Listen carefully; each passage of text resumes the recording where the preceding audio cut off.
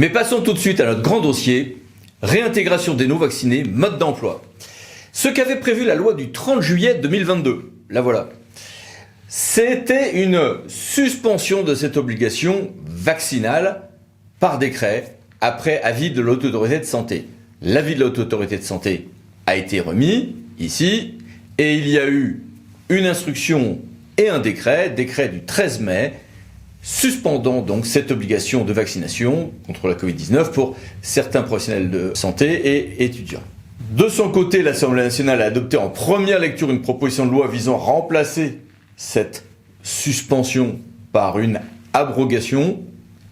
Mais bon, voyons déjà comment on gère cette reprise du personnel, là, maintenant.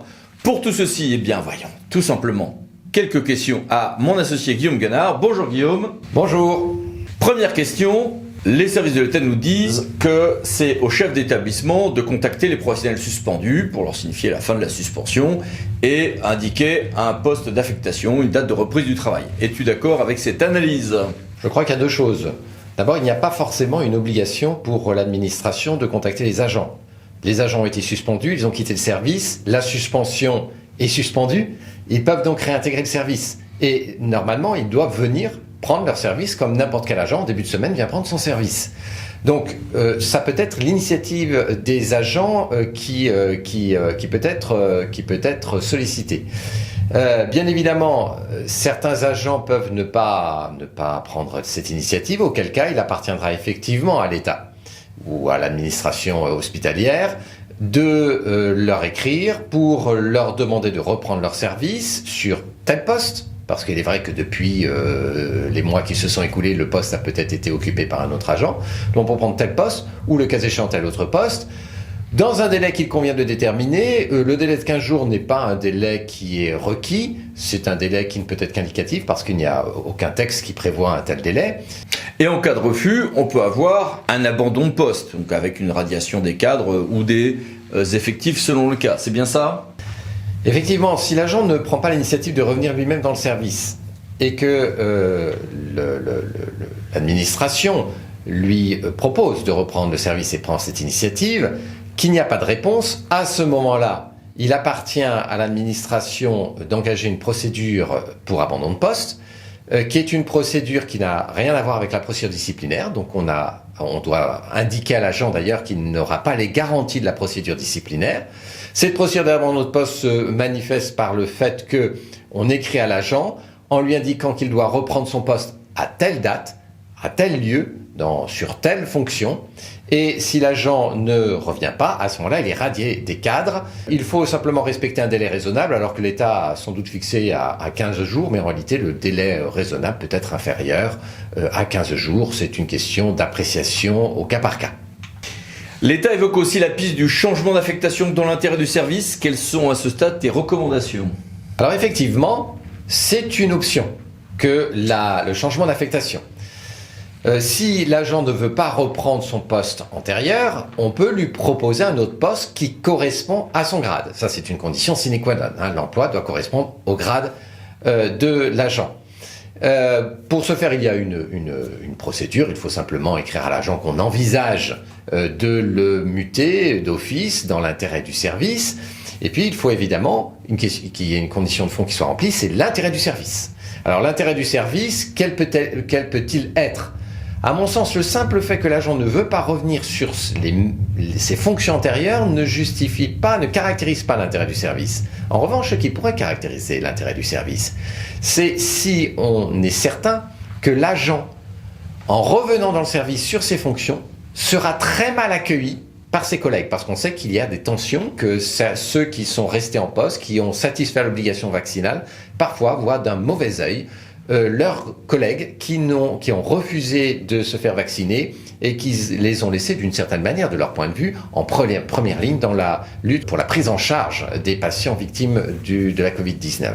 Toujours selon l'État, on peut envisager aussi la rupture conventionnelle, sauf pour ceux des agents à qui ça n'est pas applicable, comme les praticiens hospitaliers. C'est bien ça ? L'idée de la rupture conventionnelle me laisse un petit peu dubitatif. Non pas parce qu'en soi, elle ne peut pas être mise en œuvre, elle peut l'être, pour les fonctionnaires hospitaliers. Et je ne sais pas si c'est vraiment la procédure adaptée en l'occurrence, parce que d'abord ça pourrait être très mal vécu par les soignants qui sont restés dans le service et qui ont satisfait à leur obligation vaccinale.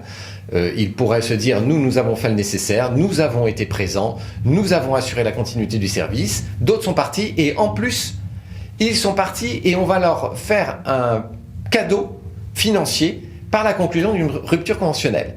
Donc c'est quelque chose qui me laisse un petit peu dubitatif, non pas sur le plan juridique, je le répète, mais quant à l'opportunité. En ce qui concerne les praticiens hospitaliers, la position de l'État me semble fondée parce que quand on prend le champ d'application de la rupture conventionnelle, effectivement, les praticiens hospitaliers n'entrent pas dans le champ des dispositions relatives à la rupture conventionnelle. Ce qui fait que pour eux, on reste dans les procédures habituelles qui peuvent aller jusqu'à la rupture de la relation de travail par une procédure d'abandon de poste. Et puis reste la situation des personnels de droit privé. Pour les personnels de droit privé comme pour les personnels de droit public, l'initiative peut venir du salarié lui-même. Il se présente à nouveau à son poste de travail, mais bien entendu, l'initiative peut venir de l'administration.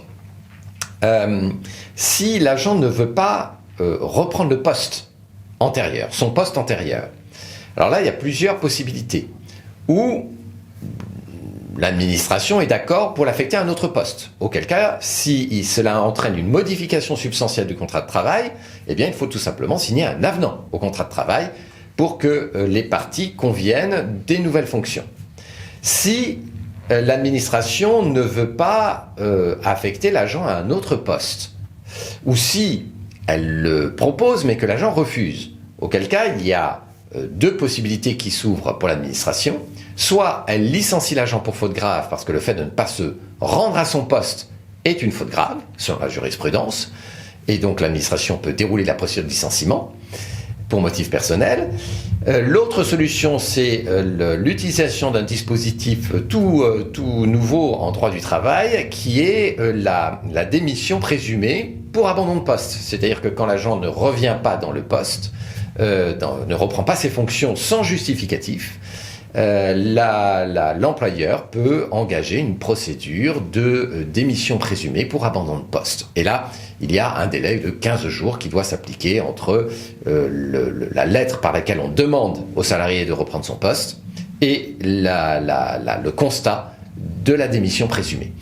Étant précisé que cette démission présumée, par rapport au licenciement, a des conséquences beaucoup plus radicales, parce que l'agent n'a évidemment pas droit à des indemnités de licenciement, bien sûr, mais en plus, il n'a pas droit à une allocation de chômage, puisqu'il est censé avoir démissionné.